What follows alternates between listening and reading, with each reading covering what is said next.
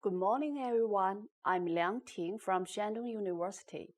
Today, we'll start a new lecture called Nuclear Medicine Instrumentation and Radiopharmaceuticals. In this lecture, we'll talk about three different parts.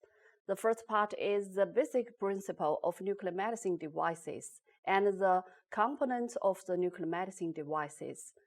Part 2, we discuss the classification of the nuclear medicine imaging devices. And Part 3, we talk about the PET and the fused imaging technology. And the last part will discuss the conception of the radiopharmaceuticals and the properties of an ideal diagnostic or therapeutic radiopharmaceuticals. So, in the last chapter, we have mentioned that the most important character of radioactive nuclide is that it can undergo the radioactive decay. However, the radioactive ray can't be detected by the UV. We need special instruments and detection technology. So first of all, we should know the importance of nuclear medicine instrumentation and detection. First, the radioactivity emitting from the patients must be detected to allow the temporal and the spatial localization necessary to create the scintigraph imaging. And then the area in which people work must be monitored. As shown in this picture, the basic principle of nuclear medicine devices in the conversion of energy in forms of ionizing radiation into the electrical energy, then recorded and processed by the dedicated nuclear medicine computer system.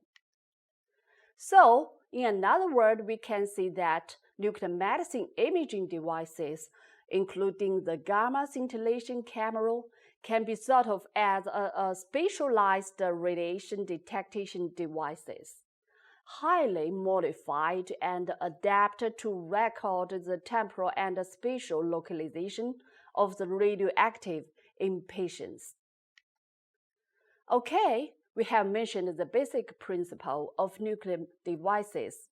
So next, we talk about the characters of nuclear medicine imaging. What is the similar between nuclear medicine imaging and traditional imaging, such as X-ray, such as CT? The similar is that the radioactive ray or X-ray need to transfer through the tissue. However, there is also some difference between nuclear medicine imaging and X-ray. First, the traditional imaging focuses on the morphology information of the organs or the tissues, while the nuclear medicine imaging is metabolism imaging. It reflects physiology information. So next, let's see the components of nuclear medicine imaging devices.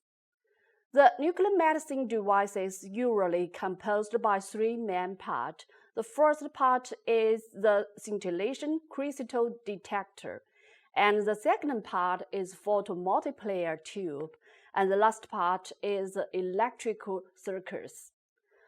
So let's see the first part, scintillation crystal detector. It is the core component of nuclear imaging devices. The most commonly used scintillation crystal is the sodium iodide. The sodium iodide sits in the aluminum can. It can be used only for detection of the X-rays and gamma rays. Then about 20 to 30 light photons are released for each kilo-electron-volt of the energy absorbed. As seen in this photo, a crystal of impure sodium iodide was seized in the aluminum can for detection of X-ray and gamma ray. Light photons are released from this energy absorbed. The next part is the photomultiplier tube. In photomultiplier tube, the light photons are converted to an electrical signal. Besides of this, it can also amplify this signal.